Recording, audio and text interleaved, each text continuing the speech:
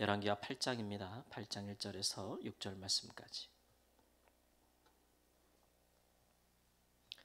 열왕기하 8장 1절에서 6절 말씀. 1절 말씀 읽습니다. 엘리사가 이전에 아들을 다시 살려준 여인에게 이르되 너는 일어나서 내 가족과 함께 거주할 만한 곳으로 가서 거주하라. 여호와께서 기근을 부르셨으니 그대로 이 땅에 7년 동안 임하리라 하니 여인이 일어나서 하나님의 사람의 말대로 행하여 그의 가족과 함께 가서 블레셋 사람들의 땅에 7년을 우거하다가 7년이 다함에 여인이 블레셋 사람들의 땅에서 돌아와 자기 집과 전토를 위하여 호소하려 하여 왕에게 나아갔더라. 그때 왕이 하나님의 사람 사환 게하시와 서로 말하며 이르되 너는 엘리사가 행한 모든 큰 일을 내게 설명하라 하니 게하시가 곧 엘리사가 죽은 자를 다시 살린 일을 왕에게 이야기할 때에 그 다시 살린 아이의 어머니가 자기 집과 전토를 위하여 왕에게 호소하는지라. 게하시가 이르되 내 주 왕이여 이는 그 여인이요 저는 그의 아들이니 곧 엘리사가 다시 살린 자니이나 하니라. 왕이 그 여인에게 물음에 여인이 설명하는지라. 왕이 그를 위하여 한 관리를 임명하여 이르되 이 여인에게 속한 모든 것과 이 땅에서 떠날 때부터 이제까지 그의 밭의 소출을 다 돌려주라 하였더라. 아멘. 네, 이스라엘 백성들 땅에 다시 7년의 기근이 임하였습니다. 이런 기근과 흉년은 이스라엘 백성들로 하여금 하나님께 돌아오게 하려는 하나님의 징계의 수단 중에 하나죠. 고통스러운 일이나 때로는 하나님의 백성들이 어려움과 고통을 당할 때 하나님께 와서 부르짖고 하나님께 돌아오는 일들은 일반적으로 있는 일들이고 하나님께서 이 일을 그저 변덕스러운 마음으로 행하시는 것은 아니고 이미 이제 가나안 땅에 들어가기 전부터 모세에게 주신 말씀에 신명기의 말씀에 너희가 그 땅에 들어가서 살 때에 그 땅에 이른 비와 늦은 비가 내리지 아니하고 땅에 비가 그치거든 그것은 너희들이 범죄함을 인하여 너희들이 기근과 흉년을 당하는 것으로서 하나님께 돌아올 때라 이런 것으로 사인으로 여기라고 이제 말씀하신 적이 있죠. 그러니까 이런 것들은 이제 하나님의 백성들로 하여금 경각심을 주고 우리가 하나님으로부터 얼마나 많이 떠났는가 또한 그의 계명에서 그의 말씀에서 얼마나 떠난 삶을 살았던가를 되돌아볼 수 있는 중요한 계기가 됩니다.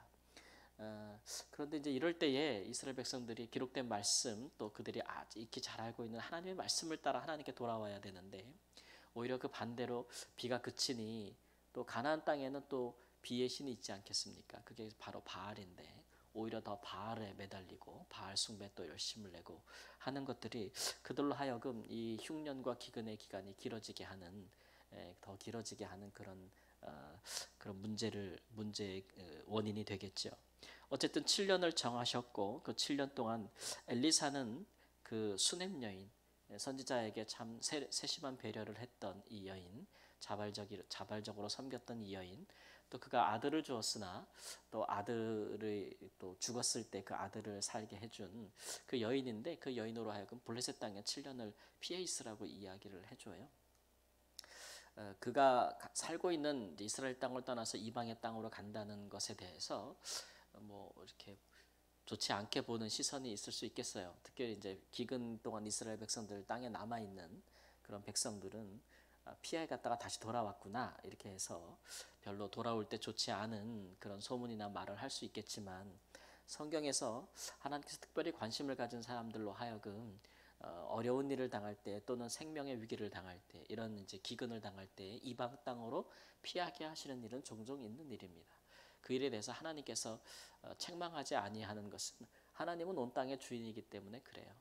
그래서 아브라함과 이삭과 같은 족장들도 그 거하는 땅에 기근이 있을 때에 애굽에 내려간 적이 있고 또 야곱의 온 족속도 요셉을 따라 애굽에 내려간 적이 있습니다. 뿐만 아니라 우리가 성경에 보면 예수님조차도 그가 어린 아기였을 때에 헤롯이 모든 아기를 죽이려 할 때 애굽으로 피하신 적이 있어요. 이런 일들은 하나님께서 생명을 보존하시기 위해서 행하시는 긴급한 수단인데 이런 일에 대해서 하나님이 무슨 언약적인 또는 도덕적 윤리적인 책임을 묻지 아니하신다는 것을 성경에서 보여주고 있어요. 7년 동안 이제 갔다가 다시 돌아왔을 때에 그 여인이 본래 좀 존귀한 여인이라고 하지 않았어요? 어느 정도의 재산을 갖고 있는 여인이었는데 그 집과 전토를 7년 동안에 비운 사이에 그것이 이제 누구의 소유가 되었는지 타인의 소유가 되었든 아니면 국가에 귀속되었든.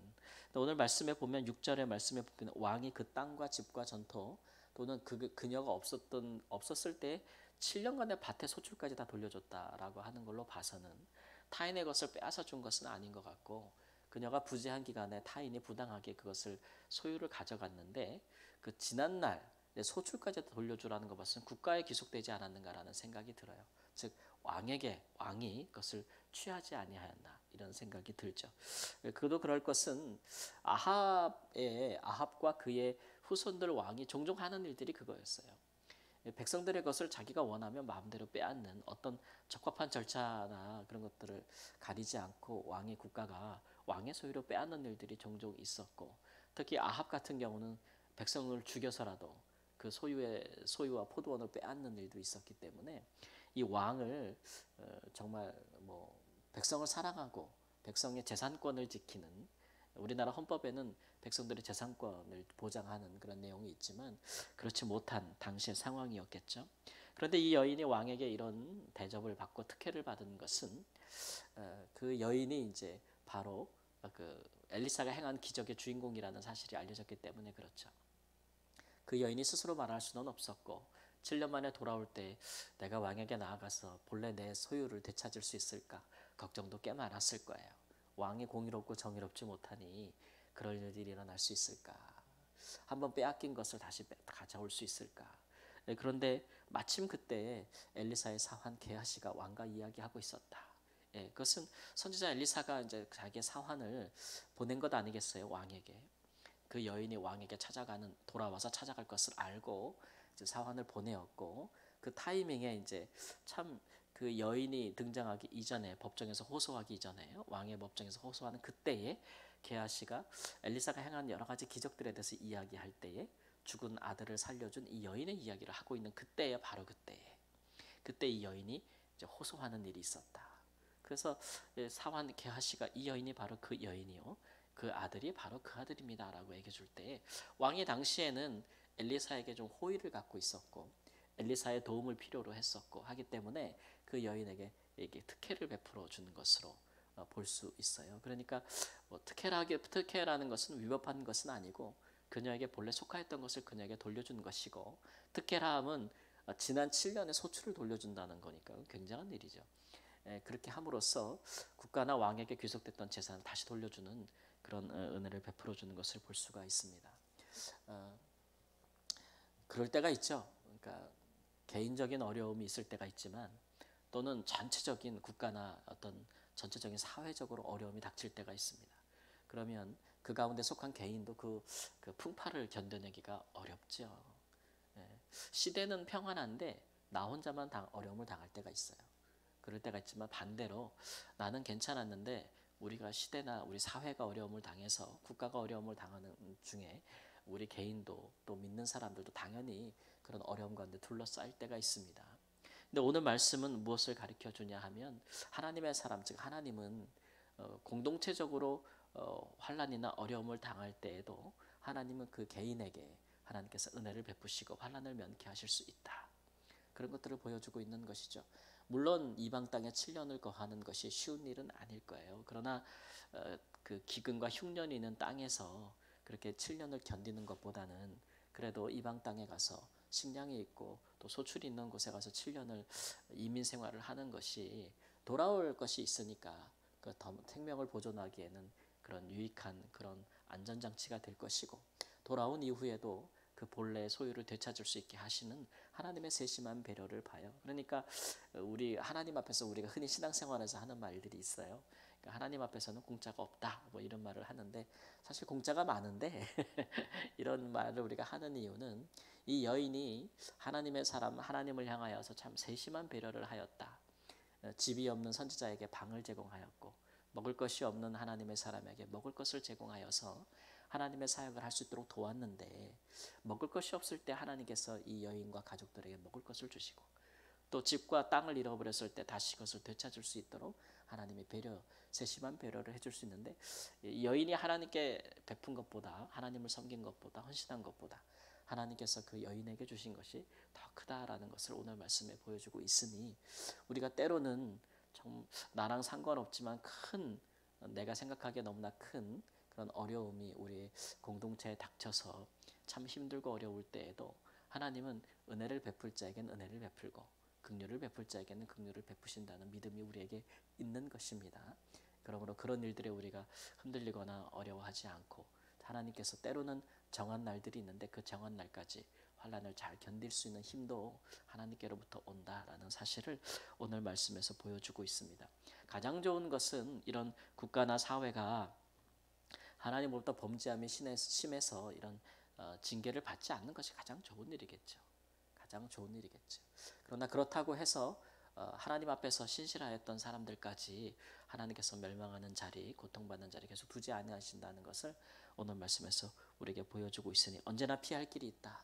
언제나 하나님께서 자기 백성을 돌보신다는 그런 믿음과 신앙으로 우리가 우리 자신뿐만 아니라 우리 공동체를 향한 영적인 삶의 책임을 다하시는 귀한 은혜가 있기를 우리 주 예수님의 이름으로 축원합니다. 아멘. 주님, 주께서 하나님의 백성들을, 하나님이 사랑하시는 자를 주께서 은혜 베풀 자에게 때로는 이곳으로 저곳으로 하나님 주께서 인도하실지라도 거기에도 하나님이 계시고 거기에서도 하나님께서 그를 돌보시는 줄을 믿습니다. 하나님, 때로는 이방 땅과 같은 우리가 생소한 곳으로 주께서 우리를 인도하실지라도 거기서 주께서 사랑하시며 주께서 돌보시며 안전히 거하게 하셨다가 다시 돌아오게 하셔서 하나님 다시 주께서 모든 것을 회복시켜 주시고 은혜를 베풀어 주시니 하나님의 세심한 배려가 그의 백성 가운데 있음을 확신하게 됩니다. 우리가 그런 하나님을 믿고 하나님 두려워하지 아니하고 언제나 우리의 삶 가운데 환경이 어찌하든지 형편이 어찌하든지 하나님의 백성의 도리를 다하게 하시고 하나님을 향한 신실한 믿음의 자리에 굳건히 서 있을 수 있도록 하나님 인도하여 주시옵소서. 언제나 우리를 돌보시는 주님을 찬송합니다. 존귀하신 예수님의 이름으로 기도합니다. 아멘.